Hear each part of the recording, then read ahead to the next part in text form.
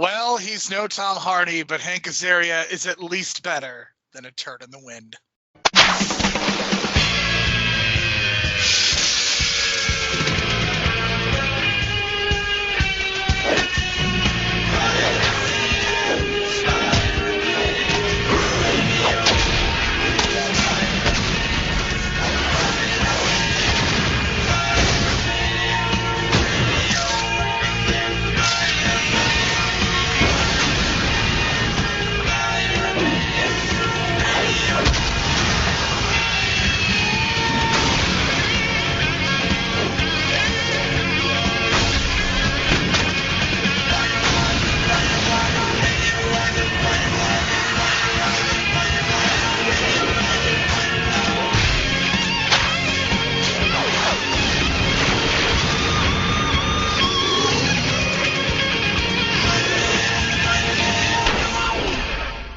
This is the Superhero Pantheon. Now on this podcast, we will take 2 episodes, or 3 episodes in this case, of the Fox Kids version of Spider-Man that aired in the mid-90s and discuss/review it.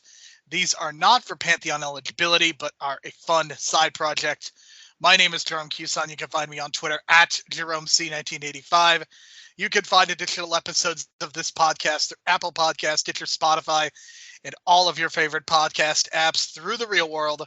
We strongly encourage you to leave a 4 or 5-star review so as to help people discover this show and the great work that the folks at The Real World are doing.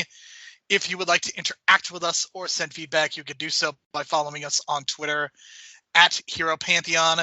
My co-host for this week and every week will be Brian DeBrain. He can be found on Twitter at Brian DeBrain. As mentioned, we are doing 3 episodes because we are covering the entire Alien costume trilogy. In this case, we are building up to seeing Venom eventually at the end of part 2 and into the beginning of part 3. But we get Brian, we get an introduction to the symbiote in this one, and there's a couple of good things that I can say about this run of episodes, and there are a couple of maybe not so great things, but overall, Brian, I was very happy with these 3 episodes and how they turned out.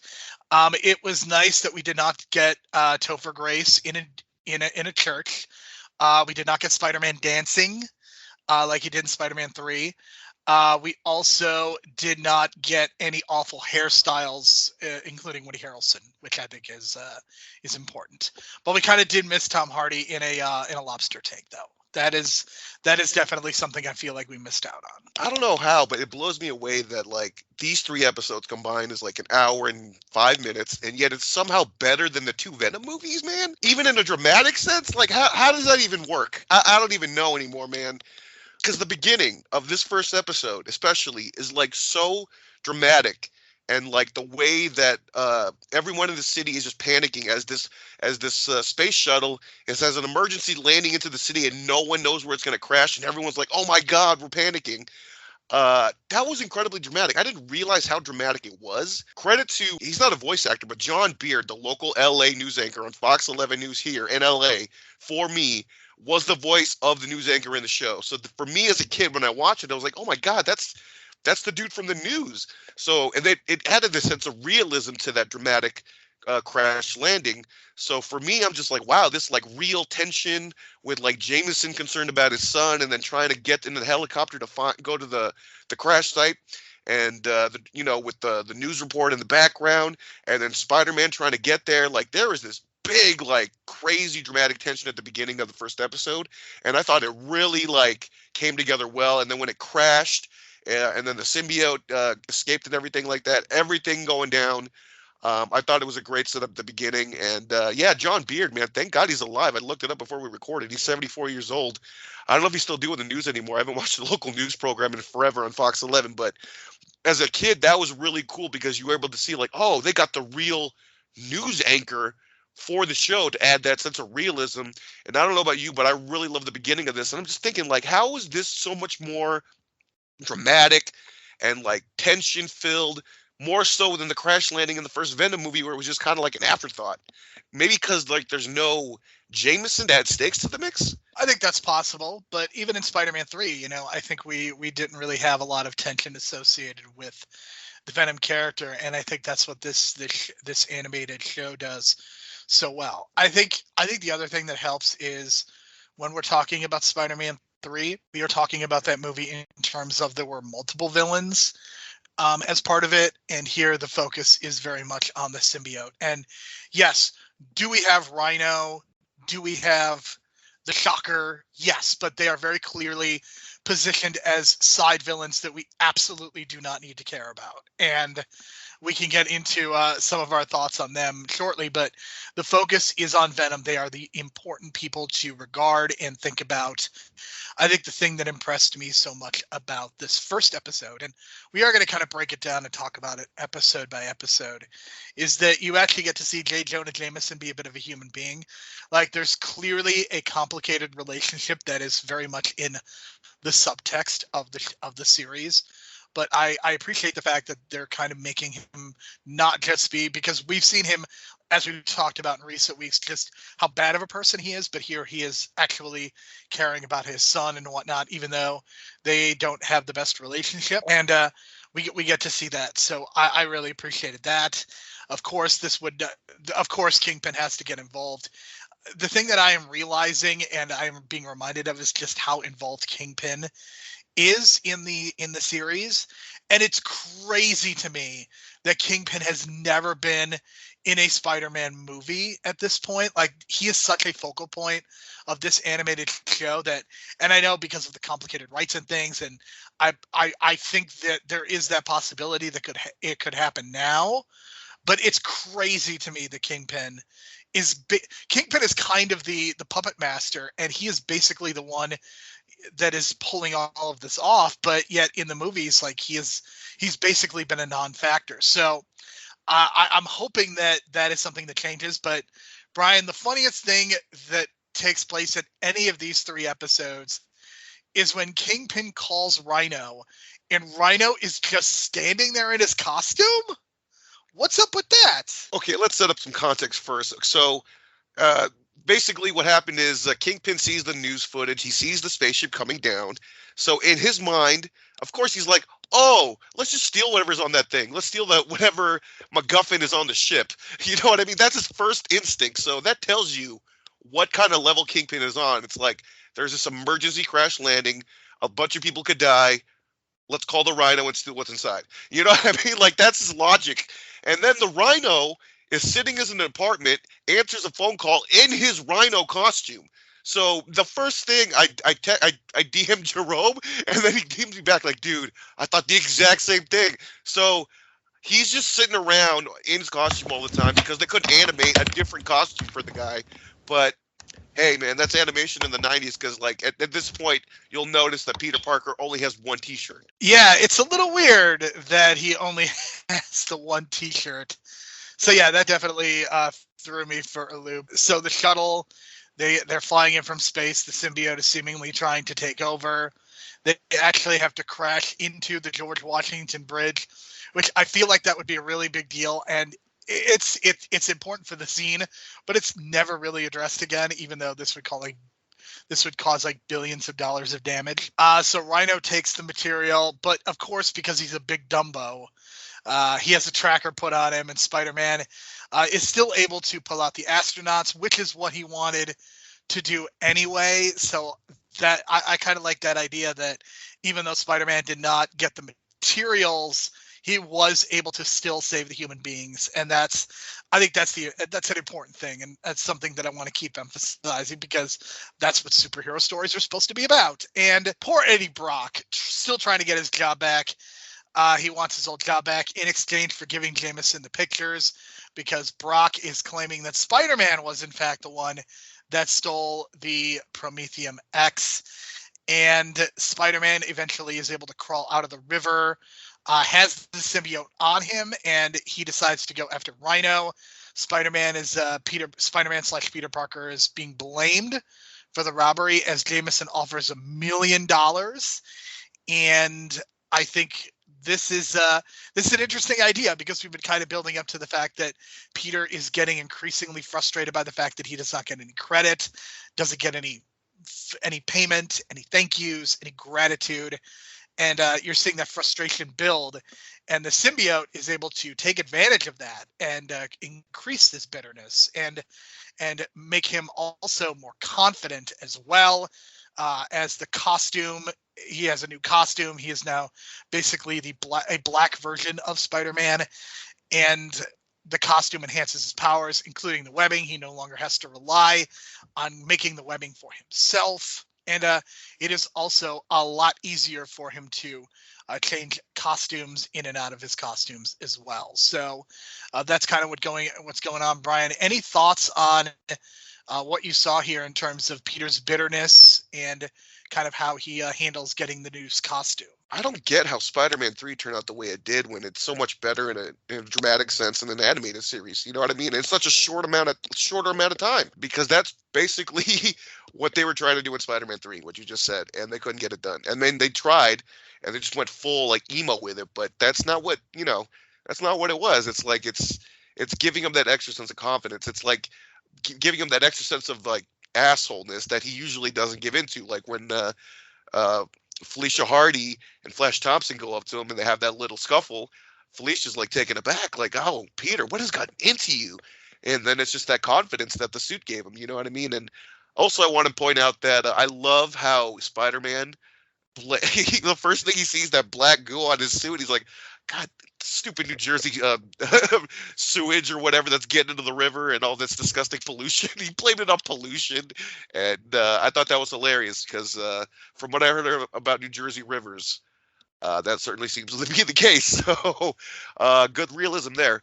But yeah, just that idea of him like standing up to Flash Thompson and then getting extra aggressive, like that's what it should have been. Not him dancing around in Spider-Man 3 and all that stuff. But I really enjoyed the transition, and it didn't take long for them to like stretch it out. You know what I mean? I was worried they were going to stretch that out a little bit, but you kind of saw the transition, and the fact that he woke up upside down, that was great. I love that. Like, because like in the movie, you see the thing take over him, but I would rather it just be so sudden, like, because it's like a shocker. That's like something like in a horror movie.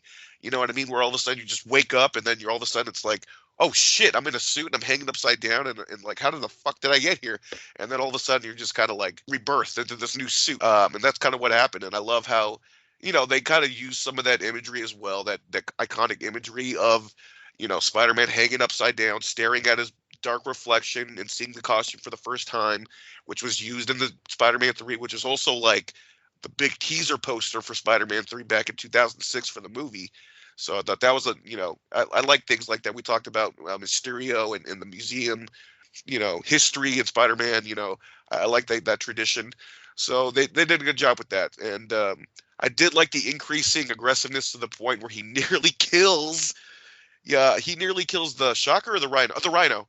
And man, that was pretty intense, like very, very intense. And I'm like, man, like, did he almost kill somebody in Spider-Man 3, or did it just come off so goofy in Spider-Man 3? You know what I mean? So I think the problem is that I think the biggest issue with Venom in terms of the cinematic interpretations is that he has come off a lot more goofy than he does here. And we'll talk specifically about the Venom character when we talk about part 3. But just in terms of the symbiote, Spider-Man basically becomes kind of it's kind of a subtle heel turn that by the end he's seemingly ready to kick Rhino's ass. And like, Rhino is very much treated as a B character. Like, he is not treated in the same way as Doc Ock or even the Lizard. Like, he is just kind of he's a side threat. Like, he's the one that's dumb enough to have the tracker put on him. Like, once Spider-Man is actually focused and prepared, like, he's able to easily defeat the Rhino. But we do see that aggressiveness in Peter.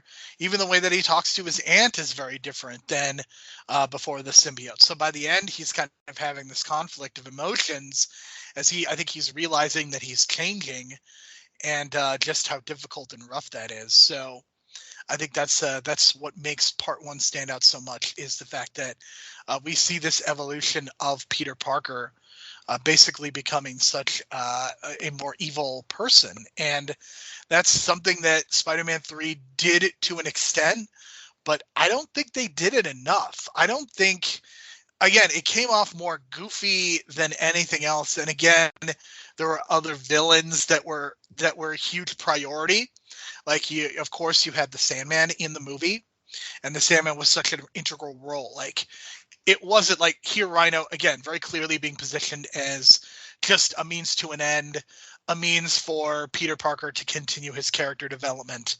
Like he's not really important. Like we don't know anything about the Rhino except he's in that stupid costume. So, and I think that's fine. I think that's absolutely how it should go, because we get an introduction to another kind of B villain in the next episode.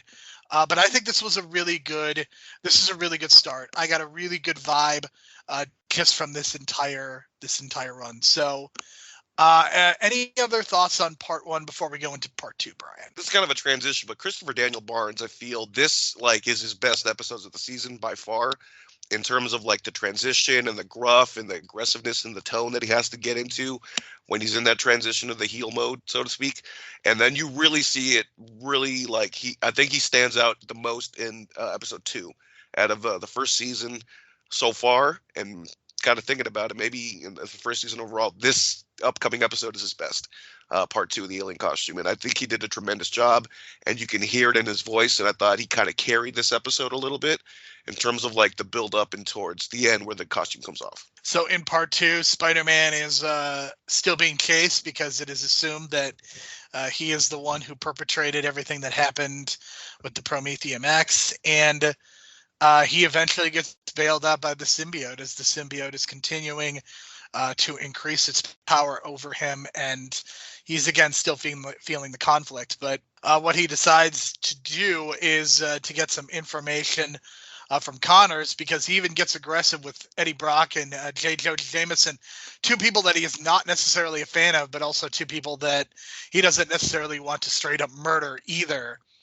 So I really like the scene. I am a sucker for these exposition scientist scenes, and I think this is a pretty good one, as Connors kind of explains what the situation is and basically tells Spider-Man to get rid of the symbiote. Yeah, again, tying back to the first episode, the continuity's coming back, and you're going to kind of see this every season.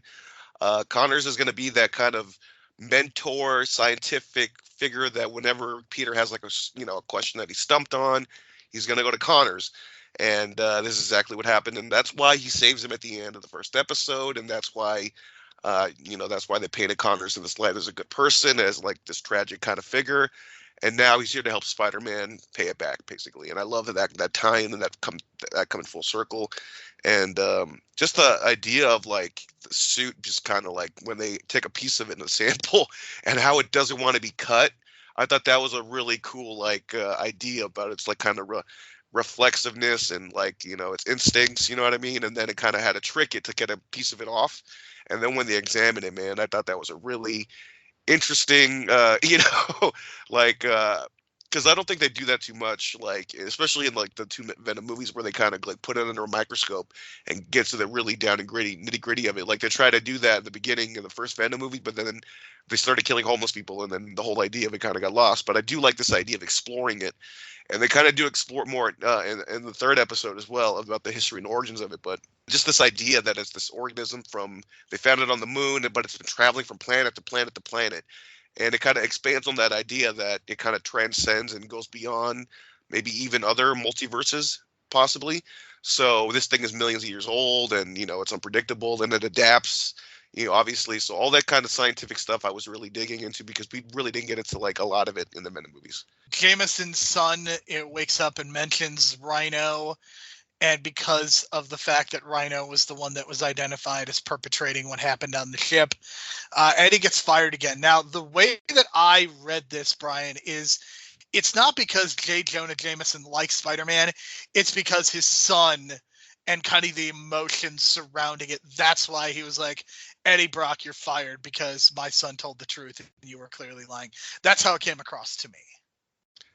Yeah, that's kind of how I got it too. But then also like, you lied to me right from the start, and he gave him the job, and then you lied for me from the start. So it just doesn't. And Eddie Brock thinking that he can just take a picture and be like, oh, I can just take a picture just like Peter Parker, no problem. It's more than that, dude. There's like aperture, all that stuff. There you go. He doesn't know what he's doing. So the shitting on of Eddie Brock continues as he is evicted from his apartment. Spider-Man is looking for the film, and this is where we get our introduction to the Shocker. I completely forgot about this character, Brian, because I was like, are we sure this isn't Electro? But no, Shocker and Electro are two separate characters. Brian, any thoughts on the Shocker? And again, we are talking about the character, if you know what I mean. Yeah, no TNA, CMLL, AAA references here. But I just kept reminding me of Homecoming when Michael Keaton accidentally killed the other dude. It's like, here, you're the Shocker now. And that's how much like they kind of treat it as like this BC level character. And from the way I see the animation, basically he just got two things on his hands that like when you trick somebody to shake your hand and you give him that buzz, he's basically got two of those on his hand and they're like cranked up to like 20 and that's all his powers are. He's wearing that suit. So yeah, I don't know, man. I mean, they needed somebody as like a BC level not a jobber, but like a level guy just like that, you know, to kind of go in and get his ass kicked, you know, as fodder as feeder. So yeah, that's kind of my thoughts on the Shocker. It's just like nothing much, but that's not the intent. They didn't go into his background. The ones that when they go in the background, those are your A-level characters or villains. So no worries. I mean, I guess they needed someone in that role for Spider-Man to have in their way, and they just picked Shocker because they knew he was kind of harmless and inoffensive, and that they could be taken out easily. So yeah, man, Michael Keaton. Make a new Shocker, I guess. Yeah, apparently that's what we need to do. The Shocker is not a great villain either, as he leads Spider-Man to Smythe and Kingpin's lair. We then get Shocker capturing Jameson's son. Jameson actually begging for Spider-Man's help on television. Peter Parker very clearly annoyed by what is being asked of him. And Eddie Brock decides to follow him in, and this leads to a big confrontation as Jameson takes his son out. Spider-Man and the Shocker fight. Eddie Brock becomes involved. There's a chase, and they end up right by a bell. Shocker gives up, and Spider-Man almost straight up throws him off a building to murder him. And the symbiote even takes over and shoves him off, but Spider-Man is able to save him just in time. At that point, the bell tolls, and off comes the suit because it cannot handle the sound. And it does a nice callback to earlier in the episode when something similar happened with sound. So Spider-Man is able to escape the clutches of the symbiote and go back to being himself. Meanwhile, the symbiote goes between the cracks of the building as Eddie Brock is hung out to dry. Smythe has the Prometheum X at the end, and symbiote takes over Eddie Brock, and we end episode 2 by seeing Venom in the shadows. So Venom is not even introduced until the end of episode 2. Yeah, I just it was just so fucked up the way Peter Parker left Eddie Brock upside down and then left in his underwear. He completely forgot he left him hanging upside down. He would have left that guy to die, man. And I was just like, oh shit, he forgot that he was there. And then the symbiote falls on top of him and has this like metaphorical cocoon-like imagery in the shadows where you see him like wrapped up because Spider-Man wrapped him up. The goo falls on him. It turns black, and out of the fucking cocoon comes Venom. So I thought that was very cool, poetic, very, artsy. But I got it. It was very cool in terms of the interpretation.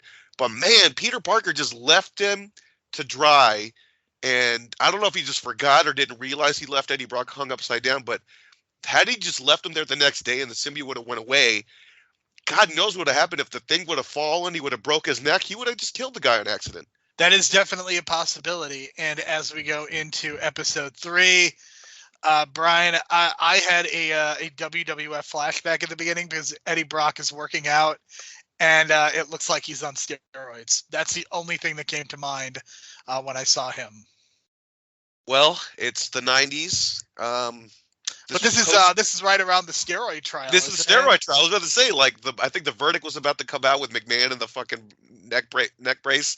But man, this is kind of that era. So if you see, especially the animation style, not necessarily today, but if you look in the 90s and how everyone was just super jacked in their costume, You know what I mean? Like that's kind of the style. So yeah, especially like when they're doing like workout scenes, you got to make the dudes look super jacked for the for Vince McMahon, and they got to cut up. I'm kidding, then whatever, but you know what I mean? Like they got to look jacked. That's kind of the look of the '90s. So hey, man, the steroid era was coming to an end, quote unquote. But human growth hormone was on the rise, so he would have been just fine. That is definitely possible. I love that Rhino attacks again and immediately gets tangled up like an idiot as well. Shocker is trying to use his electricity. That's not working out so well. But we do get Venom saving Spider-Man, and it leads to this very fun cat and mouse game. This basically turns into a psychological thriller with Venom kind of chasing Spider-Man and stalking him, and even Mary Jane becomes involved in this situation. And we know Eddie Brock knows who Spider-Man is. Venom is extremely difficult to fight. Like, this is clearly his greatest challenge, as Venom is not only threatening Spider-Man physically, but also threatening his identity, to the point where Peter Parker has his mask taken off. It gets a little weird, Brian. So there are a couple things in these last few episodes that are a little bit strange, and I'm not sure how appropriate they are for a kid's show. When we talk about the Chameleon episode, we're going to talk about something, but Venom basically threatens to rape Mary Jane, and that was a little weird for me. This is where, okay, this is my kind of theory on where the kind of this section came from, because like out of like all the sci-fi that's going on in the last 2 episodes, we get really like psychological thriller, right? And I'm looking at the time, like I'm looking at this and this feeling I'm getting, and it's like I feel like I'm watching Cape Fear. Did you get that vibe? Yes, that is definitely what I was thinking about. Not Okay. the Simpsons version, the either the Scorsese version or the Right. one that was made in the 60s. So the Scorsese version was 92. So they had to have written this episode around that time it came out, and I'm thinking like one of the writers watched that and was like, "Oh my God, we can do this with Venom." So you got, in the Robert De Niro role, it's Eddie Brock, and he's doing it well because Eddie Brock has this change. Again, the symbiote changes people. So instead of him sounding like an idiot, he sounds like a cold, calculated killer, like within like the instant change. So I was like, "Oh, this is great." And I'm thinking of Robert De Niro, and I'm thinking of Nick Nolte in Louisiana, like that chase. And then when he shows up at with Mary Jane, like it just turns the intensity to another level because now we have added stakes to it. So I thought this was really well written for that kind of 5 minutes where it becomes Cape Fear. And I was like, oh, wow, this is some great writing, because we went from like all this sci-fi, and now we got this great dramatic chase sequence, like that's really slow, but it's like cat and mouse, like you said. So I love the change of pace, and I love how they can kind of mix things up a little bit and kind of ground it a little bit. And we don't really see him in the suit or as Venom too much because he's in public. So it's more of this, in the distance, following him, that kind of thing. I thought it was great. I thought it was really well done. I totally agree. And the cat and mouse games are pretty interesting. And some back and forth. We eventually end up back at the shuttle, as a shuttle is getting ready to fly into the air and go back on another mission, not with Jameson's son, but kind of a different mission. The symbiote is eventually taken up on the shuttle, and that is the end of Venom for now. We are going to see Venom return at some point within the run of the show, but this was a very good 3-arc setup, and I like the fact that we did get a great deal of Venom in these episodes, in the last episode, but it definitely felt like it built up to having Venom. Like, the symbiote learned all it could about Peter Parker, and then the symbiote combined with Eddie Brock. I really like the way that this was really built up, and the fact that you have Eddie Brock has every reason to be bitter, the symbiote knowing everything about Peter Parker, them coming together. To me, this felt like this should have been the final 3 episodes of the first season, as opposed to what was the finale, because this felt like a buildup of the entire season up to this point. I feel that, but I don't know how the continuity would have worked with the Kingpin, because Kingpin is such a big part of the next 2 episodes as well. But I guess continuity-wise, you could have said it that, you can just switch the order of the sequences or the episodes. I totally feel like, I'm totally feeling on that one, because like the ending especially was good when I mean, it's the Venom 1 ending of the movie where the spaceship goes off and all the noise and rattles and gets, it splits from the body.